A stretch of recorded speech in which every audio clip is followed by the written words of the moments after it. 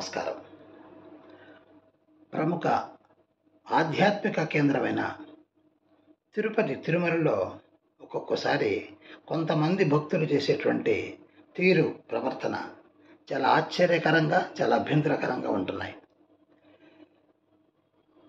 ఆ సన్నిధికి సామాన్యులతో పాటు రాజకీయ ప్రముఖులు, సినిమా యాక్టర్లు, వ్యాపారవేత్తలు అందరూ రావటం అనేది ఆనవాయితీ. సరే, వాళ్ళు దర్శనం చేసుకొని ముగించుకొని బయటకు వచ్చిన తర్వాత వాళ్ళు సాధారణ వరకు చాలామంది ఒక సామాన్యులాగానే వచ్చి సామాన్యులాగే వెళ్ళాలని ప్రయత్నం చేస్తుంటారు.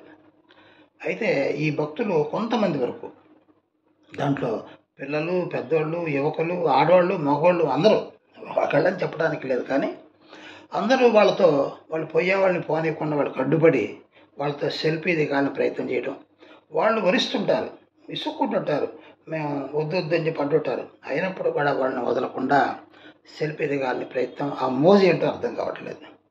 మనం ఏ పని మీద వెళ్ళాం? అక్కడికి దైవ దర్శనానికి వెళ్ళాం. చేతనైతే అక్కడ ఒక మంచి పని చేసి రావాలి. అక్కడ ఎవరైనా వృద్ధులు ఉంటారు, చిన్న పిల్లలు ఉంటారు, వాళ్ళకి ఏదైనా సహాయం చేయి అంటే వాళ్ళు ఏదైనా పోతుంటే వాళ్ళు కాస్త పట్టుకొని నడిపించు. అది అంటే అక్కడికి ఆ భక్తికి, ఆ సేవకి అనుసంధానం ఉంటుంది.